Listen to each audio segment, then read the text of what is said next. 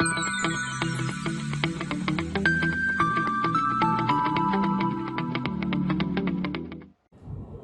everyone, welcome to the video series lecture of the thermodynamics.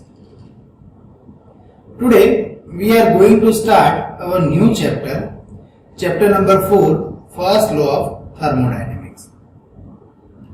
But before starting the lecture on the first law, you must have to understand zeroth law, heat, work, specific heat, system, all these things. All the topics I have covered in our previous lecture. Okay, so if you have not watched the previous lecture, first watch that lecture and then come into this lecture.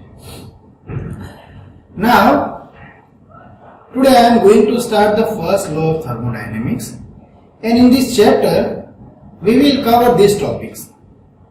First, we will understand the sign convention of the heat transfer and work transfer. This topic I have already covered in our previous lecture, but this topic is important for understanding the first law, so I am just recalling it. Next is the Joule's experiment. This is very important topic to understand, the first law. Next, we will cover first law for the closed system undergoing a cycle and first law for the closed system for process. Next, we will study energy as a property of a system and energy of the isolated system. And after that, we will study the first law of thermodynamics for the flow processes. And in that, we will study steady flow energy equation. And after that, based on the steady flow energy equation, we will study certain applications of the steady flow energy equations. So these topics we will cover in this chapter. Now, in this lecture, I am going to cover these first four topics. That are sign convention, Joule's experiment, first law for the closed system undergoing the cycle and for the process.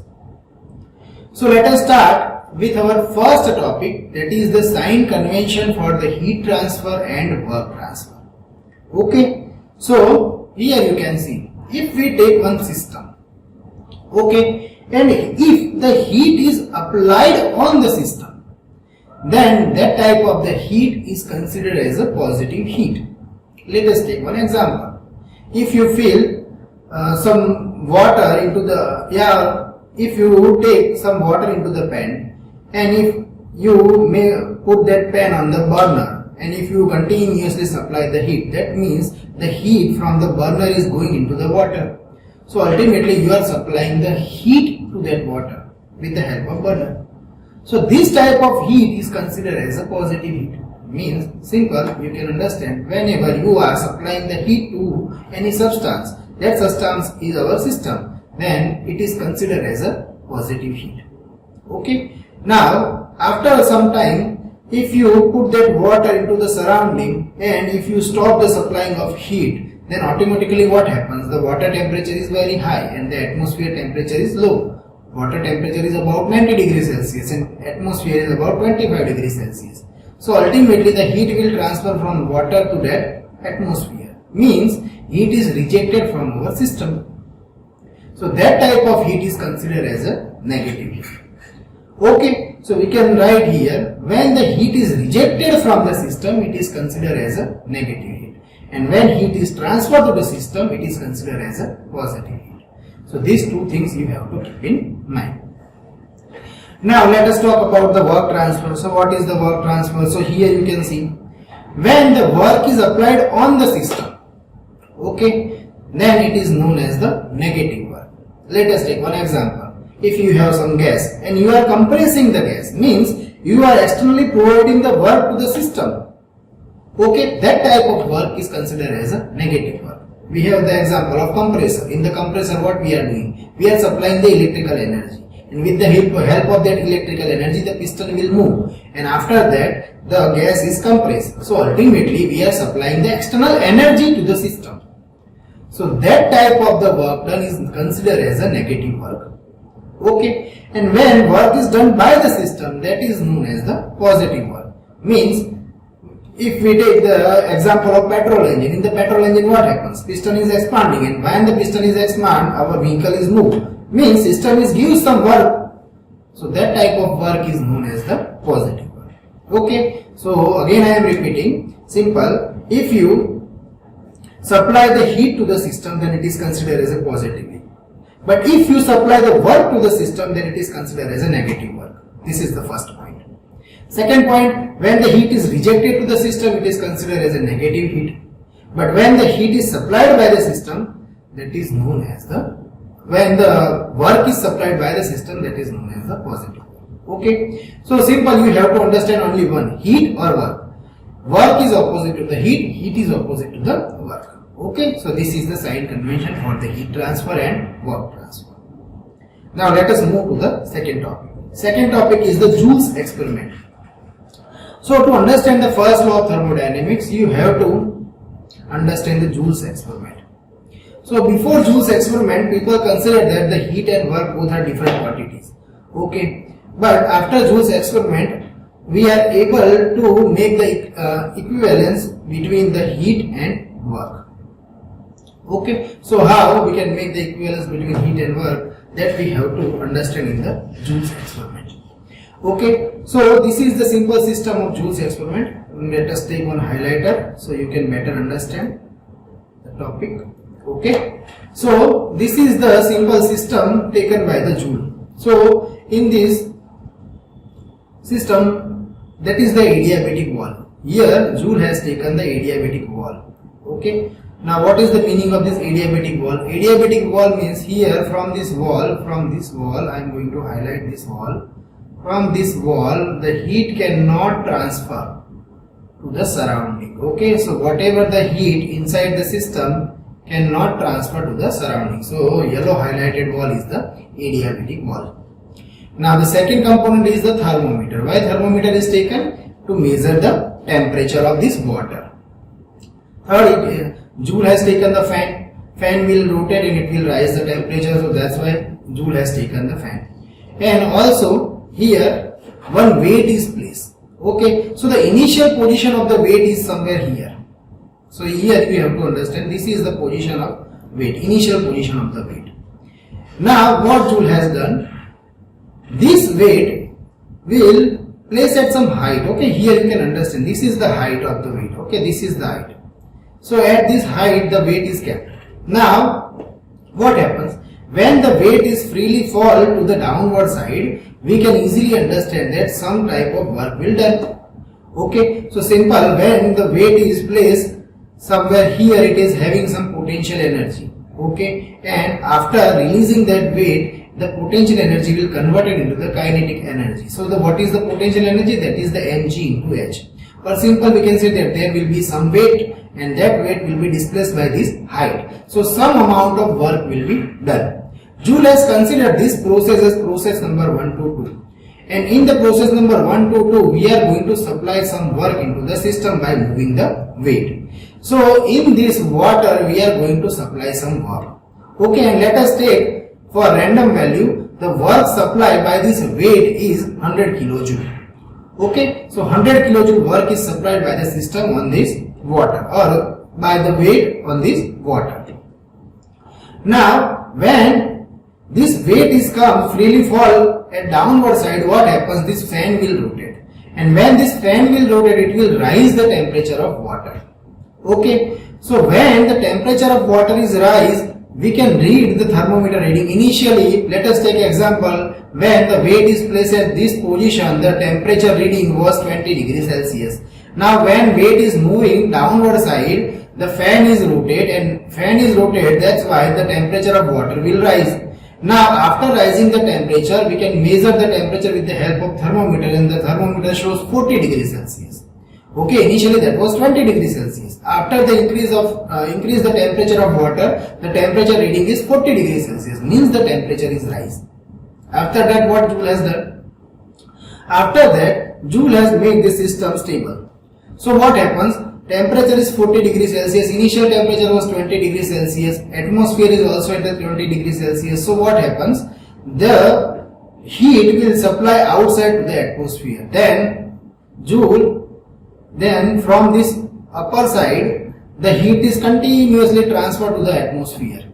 Okay, so ultimately what happens, again the water temperatures comes at the 20 degrees Celsius, and Joule had measured that amount of heat.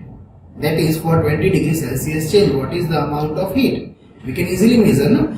Q is equals to mc delta T. So we know the specific heat of water, the mass of water is already measured, and the temperature difference, that is 20 and 40, that is already measured. So after measuring the heat, the same amount of heat is come. Means what is happened? The same amount means 100 kilojoule heat is come. So what happens? The 100 kilojoule work you have supplied by this weight, or Joule had supplied the work to the system with the help of this weight, that is 100 kilojoule. And heat which is going out from the system, it is also 100 kilojoule.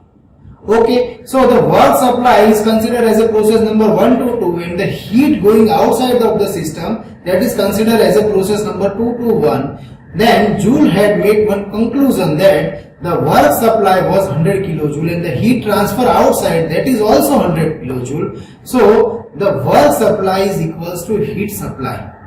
So that was the conclusion of the Joule's experiment. Let us understand this thing by one simple diagram. Here you can see this is one diagram.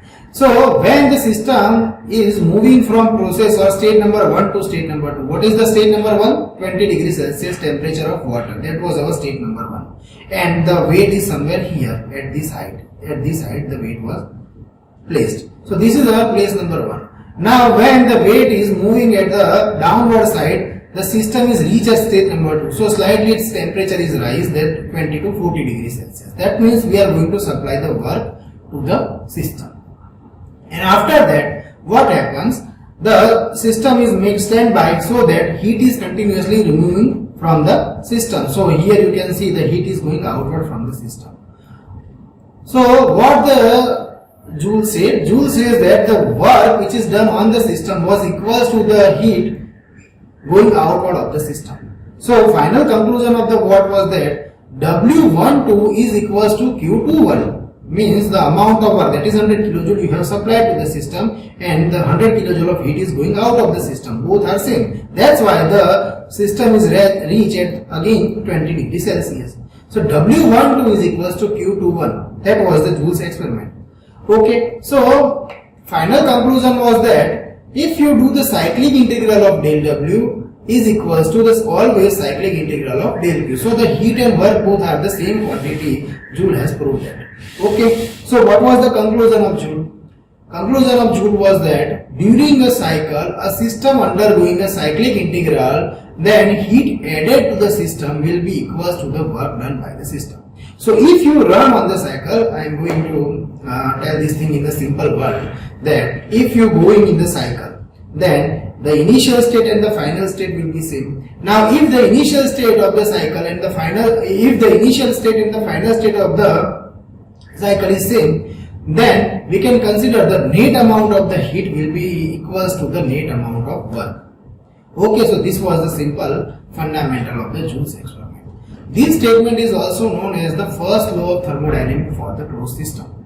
So if you take any closed system and if you supply some heat, and after that the initial and final state of the system is same, then the same amount of the work will be done by the system. Means if you add some 100 kilojoule of energy in the form of heat, then the system will do the 100 kilojoule of work. Okay, and ultimately it will reach at the initial state. This is known as the first law of thermodynamics for the cyclic process. So in any cycle, again I am repeating, in any cycle, cyclic integral of del Q will be equals to the cyclic integral of del W. This is very important statement. Okay. Now let us move to our next topic, that is the first law of thermodynamics for this closed system undergoing a process or undergoing a change of state. Means what? The initial state and the final state is not same. In our previous slide what we have discussed, if the initial state and the final state is same, that means the system is run on a cycle. So when the system is run on a cycle, the heat transfer equals to work transfer. But what happens when you are going to change of state? Means for the process, if we want to write this thing, then how we can write? So here you can see in the diagram, here you can see in the diagram, this is our one system. Okay. Now in the system I am going to supply the heat. Let us take the amount of heat also. Let us take amount of heat supplied is a 100 kilojoule. Now, so our state will change. At the initial state, that is state number 1, there was zero, system is having, let us take 0 kilojoule of energy. Okay, and if we supply the 100 kilojoule of energy, then the system energy will become 100 kilojoule. Okay, now after that some amount of the work is done by the system. Let us take that amount is 60 kilojoule. So 100 kilojoule of heat we have supplied to the system, and system had done some work, that is 60 kilojoule. So ultimately, how much amount of energy will store in the system? That is 40 kilojoule. So that is known as the first law of thermodynamics for the change of state. Okay, so simple you can understand here that if you supply some heat and if the system is doing some work, then remaining amount of net amount of the energy will be stored into the system. That remaining amount of the energy is known as the internal energy. Okay, or we can say that the remaining amount of the energy will be stored into the system in the form of internal energy. Okay, so simple we can write first law of thermodynamics for the change of state for the closed system Q equals to del E plus W. What is the meaning of this? Q is the heat supply, work is done by the system, and delta is the change of internal energy. Okay, so for our example, change in internal energy will be 40 kilojoule. Heat supplied is 100, work done is 60. So ultimately, the change in internal energy is 40 kilojoule. That is Q minus W. Okay, so this is the first law of thermodynamics for the change of state. Also, if you have question that if we transfer different amount of heat like Q1, Q2 and Q3, what happens? Similarly, if the system is doing some W1, W2, W3, W4 work, or system is or we are supplying the work, then how we can write the first law? So easily we can write the first law by this manner. You have to remember the sign convention. If the heat is supplied to the system, here you can see Q3 and Q2. These are the two heats which is supplied to the system. So we have taken that heat as a positive. And Q1 amount of heat is going out of the system. So we have taken that heat as a negative heat. So just you have to put sign convention and you have to apply this equation that integral of del W equals to integral of del Q. For the process you can apply Q equals to delta plus W. So the heat which is going out of the system is considered as a negative. So here you can see that here you can see this Q1 is a negative. Okay, here because this Q1 is going out of the system. Similarly for the work transfer, we know that when work is done on the system, it is considered as negative. So here W1 is done on the system, so it will consider as a negative. So here you can see we have taken this W1 as a negative. Similarly this W4 is a negative. So we can take here W4 as a negative. So you have to sum all the positive and negative heats, and equally you have to sum all the work done. Okay, so finally Q is equals to delta E plus W. From this equation you can get answer of the internal energy. Okay, so in this lecture what we have studied, we have start the first chapter. In the introduction of first chapter we have understand the sign convention, and after the sign convention we have start the first Joule's experiment. After Joule's experiment we come to the conclusion that integral of del W is equals to integral of del Q. That is the first law of thermodynamics for the cycle. And then we have understand the first law of thermodynamics for change of state. In our next lecture we will understand what is the energy, concept of energy. Okay, so this is the end of our lecture. Thank you for